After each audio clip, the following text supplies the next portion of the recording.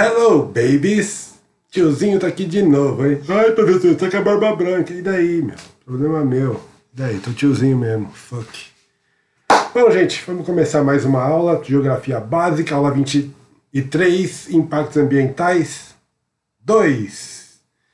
Então vamos lá, a gente já tinha falado na primeira parte sobre impactos ambientais, né? Vamos ver o que nós vamos ver na segunda parte dos impactos ambientais. Então, poluição do ar, basicamente nós vamos falar a aula toda sobre isso, né? Vamos ver como se mede, né, a qualidade do ar. Vamos ver também o que é inversão térmica, ilha de calor, chuva ácida, efeito estufa e a destruição da porra da camada de ozônio. Tá certo? Gente, parece que é um monte de bicho de sete cabeças, mas não é. Você vai ver que tudo isso daí é uma coisa bem fácil e o nome é sugestivo. Bom, primeiro, parâmetros técnicos para cada tipo de poluição. Basicamente, a gente vai falar sobre ar e água só, tá bom? Que é como se pode ler, saber como é que está a atmosfera ou a água. Então, para isso existem órgãos especialistas, né, que vão ver como que está a qualidade do ar. Então nós temos aqui, por exemplo, a CETESB, aqui de São Paulo, que mede a qualidade do ar da cidade de São Paulo. Então eles têm equipamentos espalhados por alguns pontos estratégicos da cidade. Esses pontos medem por sensores a qualidade do ar, vai informando, aí tem um cara lá que vai, aí tem parâmetros técnicos, que eu não vou entrar em detalhe disso, que uma porque eu não sei dessa porra, né? E outra que também, quem vai estudar isso aí mais profundamente depois vai entender melhor, então não adianta entrar nisso. Esse CETESB ele mede a qualidade do ar, assim como tem um órgão também que mede a qualidade da chuva, eu não sei, da água. Não sei qual que é o órgão, mas por exemplo, você vai viajar para a praia, vai lá para o litoral, aí tá lá uma placa bem grande, praia impropriada para banho. Mesmo assim você fala, foda-se, entra na água do mesmo jeito. Tá tomando água, tá tomando um banho de mar lá, com xixi, com cocô, com mais algum resíduo químico. Bom, fuck, realmente eu também vou, quando tem placa assim eu entro na praia do mesmo jeito. Tem um detalhe sobre isso, gente, sobre, não o ar, né, o ar é bem fácil, né, tem os parâmetros, sensores e tal, mas água, às vezes você vê espuma na água, que é uma espuma com cor escura, nem sempre aquilo lá é poluição. Tem vezes que o mar está muito violento, né, muito brabo, ele acaba pegando aquela areia que tem no fundo e mistura na espuma, dá a impressão que a água está suja, mas não é. Tá? Só para informar. Mas é bom evitar, né? Então dá para entender que existem órgãos que vão medir a qualidade tanto do ar quanto da água. Bom, vamos ver agora os casos, né? Um deles, mais importante, não, todos são importantes. Inversão térmica. Olha só o texto. O ar se desloca na horizontal e vertical por diferença de pressão atmosférica e temperatura. Vimos isso já em algumas aulas atrás, né? Então, quando em contato com a superfície, né, o ar começa a se aquecer.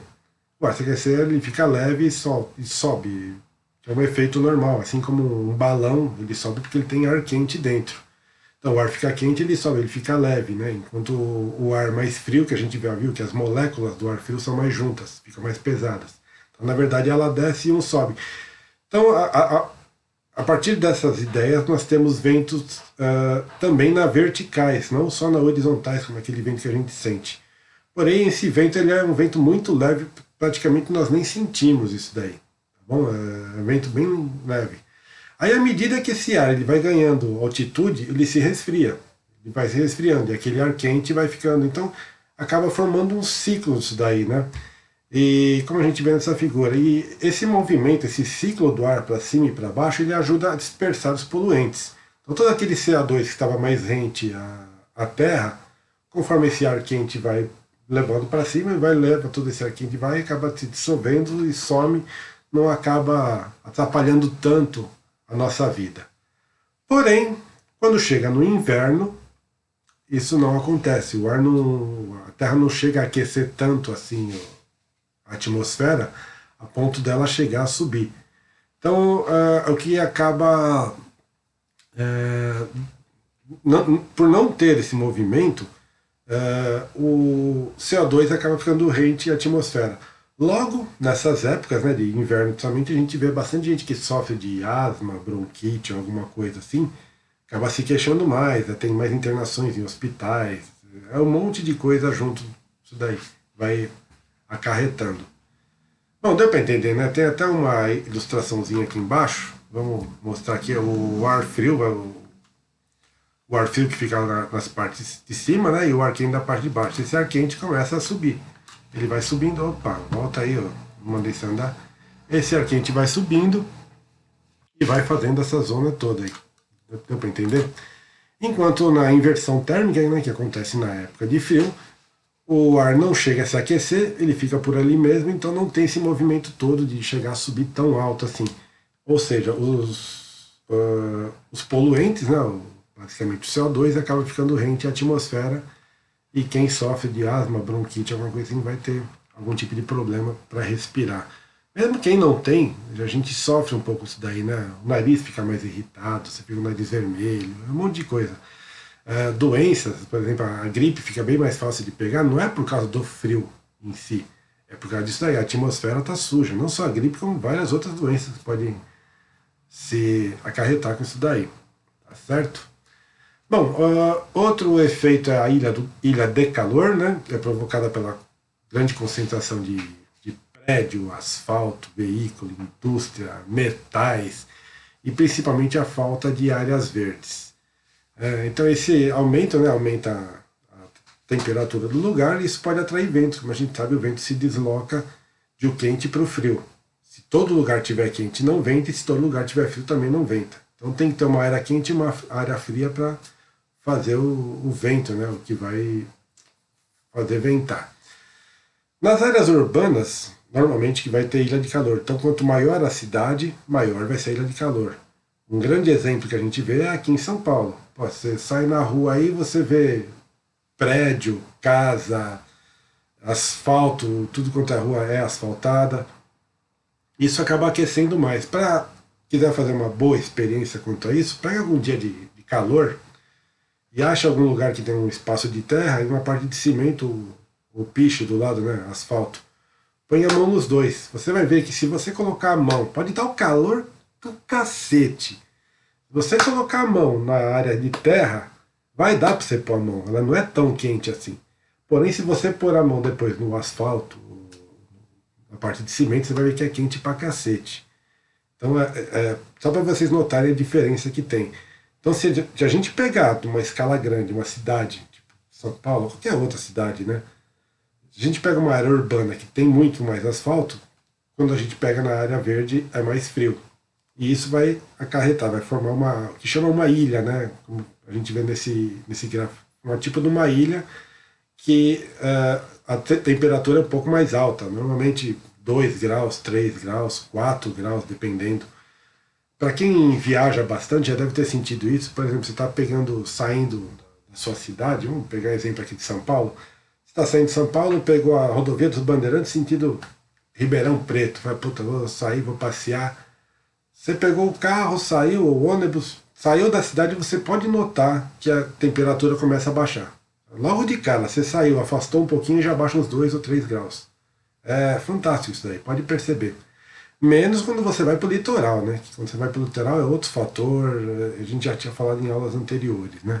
Tem a maritimidade, é outra coisa. Mas você vai no sentido interior, que não tem o efeito maritimidade, tem o efeito continentalidade, é outra coisa. Mas o foco mesmo que a gente está falando agora é da ilha de calor. Então, cidades, ilha de calor, por ter asfalto, por ter cimento, por não ter área verde e tudo mais. Tá bom? Deu para entender mais ou menos isso daí, né? Então, nessa ilustração, nós dá para ver, né? Tem uma parte de campo aqui, uma parte que é residencial suburbana, que já tem até um pouquinho de árvore, mas bem pouco. Área industrial, centro urbano, já tudo concreto e cimento. A parte de parque, rio, já começa a esfriar. Uma outra zona residencial pequenininha, onde aumentaria um pouco a ilha, e a parte de campo, que vai reduzindo. Tá bom? A temperatura vai ficando mais baixa. Isto é ilha de calor. Seguindo adiante, nós vamos falar agora de chuva ácida. Ai, chuva ácida, puta que pariu, vai me matar. Gente, chuva ácida. Qualquer coisa que tenha na água de elemento químico de CO2, que provoca uma certa acidez, já pode ser considerado chuva ácida. Então não é ácido sulfúrico, não, é outro tipo de ácido. Então vamos entender a bagaça aí. Pelo texto, a presença de poluentes na atmosfera faz com que a chuva se torne ácida. Né? Então, como tem nessa ilustração, as indústrias, empresas ou automóveis também, né, emitem gases, né, como qualquer empresa, assim, indústria principalmente, ou carro, vão jogando esses gases na atmosfera. Esses gases vão subindo e eles vão ficar um certo tempo na atmosfera. Mesmo que eles subam com aquela inversão, né, que a gente falou agora há pouco, inversão de temperatura, ela vai subir, mas chega uma hora que vai chover. Então a primeira queda de chuva, os primeiros, sei lá, 2 minutos ou 3, dependendo da intensidade da chuva, ela vai vir bem ácida. Uma boa experiência que vocês podem fazer isso é colocar tipo uma bacia com água, que dê para você ver a cor, né? Ou um copo. Então a primeira quantidade de chuva você dá uma olhada e vê a cor que a água tá. Você vai ver que a água vai estar num tom meio escuro. Depois você joga fora, põe lá, vê, depois de uns 20 minutos você vai ver que a água está um pouco mais clara. Então essa primeira chuva que cai, ela tem essa certa acidez. Aí o que vai? Ela não vai te matar. Pelo menos assim, a princípio, a menos que você beba toda essa água. Mas ela pode atingir centenas de quilômetros. Né? Apesar da cidade de São Paulo, por exemplo, estar aqui, a atmosfera vai jogando CO2, esse CO2 ele vai se diluindo, ele vai se espalhando. Então uma chuva ácida daqui, ela vai atingir, por exemplo, Jundiaí, que é aqui do lado, Santa Isabel, também aqui do outro lado, vai atingir várias outras cidades. Tá bom? E essa chuva ácida vai prejudicar o solo, então, lembra que tem uma certa acidez, vai prejudicar o solo também, porém não prejudica tanto, porque depois da acidez vem uma chuva até que normal. Prejudica os rios também, né, que os rios acabam sofrendo, né, acabam pegando essa acidez toda. Os prédios, né, pintura de prédio, pintura de casa, você vê que as pinturas começam a ficar meio desbotadas com o tempo, né? Isso daí é provocado pela chuva ácida. A acidez vem, pega naquela tinta, vai tirando e aos poucos a tinta vai ficando mais fraca. Atinge também os monumentos. O monumento da cidade começa a se corroer, dependendo se for um monumento de metal, principalmente, pô, a chance de corroer é gigante. Ou mesmo que seja em outro tipo de material, alguma pintura, coisa assim. Bom, prejudica também os automóveis, né? Se você deixar um automóvel encostado na rua, parado, sem uso, você vê que ele vai enferrujar. Aí você fala, pô, por que o carro enferrujou? Tá parado aqui por causa da porra da chuva ácida. A chuva ácida vem, a acidez pega, enferruja, fodeu, meu, já era. É assim que é. Então dá para entender isso da chuva ácida, né? Vapor CO2 que vai para a atmosfera, a chuva vem, a chuva praticamente lava o céu. Né? Pega todo esse CO2, mistura com água, cai com essa certa acidez. Certo? Bom, pulando adiante, vamos para efeito estufa. Então, assim, a atmosfera, a gente sabe, né, retém parte do calor emitido pelo Sol, que forma o efeito estufa. Então, parte desse efeito estufa é justamente para manter a humanidade viva. A gente tem a camada de ozônio, que é praticamente um óculos escuro do Sol, né? Ela protege a gente dos raios ultravioletas, a gente já viu isso também em outras aulas anteriores. Mas só relembrando, o Sol bate, né? Uma parte do Sol atravessa essa camada de ozônio, atinge a Terra aquece, depois ele reflete e volta. Parte dessa parte que é refletida atravessa, né, a camada de ozônio e vai embora. A outra parte é retida, ao que mantém a Terra quente. Isso aí é um efeito estufa natural da Terra, o que mantém a gente viva. O problema é que é o agravamento dessa retenção de calor, que é provocada pela queima de combustíveis fósseis, de lixão, de queimada, de indústrias. Isso acaba intensificando o efeito estufa, aumentando a temperatura não só daquela região, mas acaba aumentando a temperatura global, né? E assim provocando o derretimento de calotas polares. Então, se a gente pegar áreas urbanas, lógico que esse efeito vai ser bem maior, né? Porque tem o efeito estufa e ainda tem a ilha de calor, que a gente viu agora há pouco. A ilha de calor. Tem aquele todo o CO2 que está na atmosfera ali, sabe? bate aquele sol reflete, ele nem chega até a camada de ozônio. Ela barra antes, barra nesse efeito na parte de CO2 e acaba aquecendo bem mais a Terra. Tá? Então é um efeito que praticamente acaba atingindo. Não é só o efeito estufa em si, mas tem também a ilha de calor, que acaba ajudando. Tá bom? Mas lembrando, o efeito estufa que a gente tem que medir nesse caso aqui é de forma global. O efeito estufa, que pela emissão de CO2 no planeta inteiro, acaba aquecendo um pouco mais a temperatura da Terra. Tá? Existem cientistas que dizem que isso não influencia no aquecimento global. Cientistas dizem que esse aquecimento global já é natural do planeta Terra, aquelas coisas todas. Deixa eu acender a porra. Não vou acender a porra nenhuma, não. Bom, vamos seguindo adiante. Diminuição da camada de ozônio. Bom, o O3, que é a camada de ozônio, a gente já chegou a ver isso também, né? Ele se encontra entre 20 e 60 km de altitude, né? E a principal função dele é absorver a camada dos raios ultravioletas do Sol. Aí acontece o seguinte, isso daí era praticamente um óculos escuro da Terra, né? Então, na década dos anos 80, se constatou que essa camada de ozônio está sendo destruída por produtos químicos, como o CFC.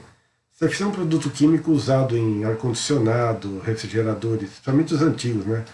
Aerosóis, embalagens, etc.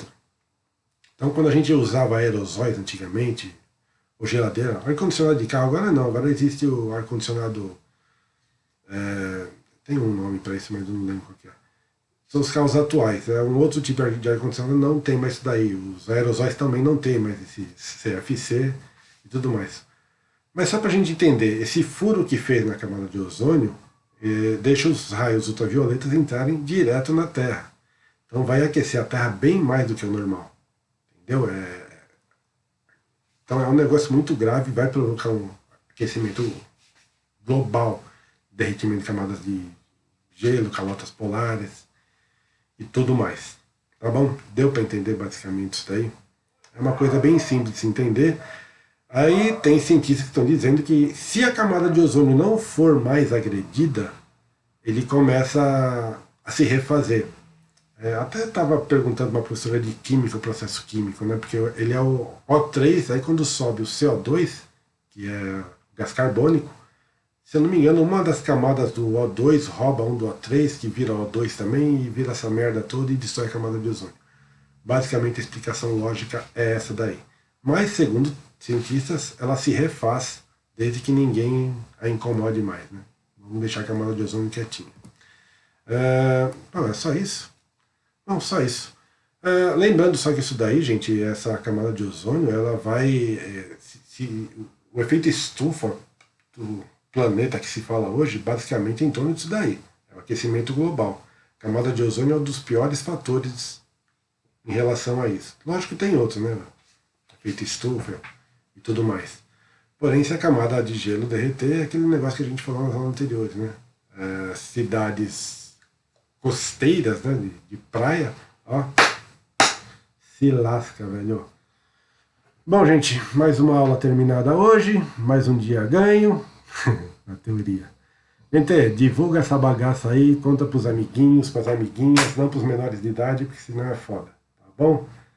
Beijo pra vocês, aguardo a próxima, lembra de dar um ok, dar um não ok, manda o professor ir se lascar, e um beijo. Até mais.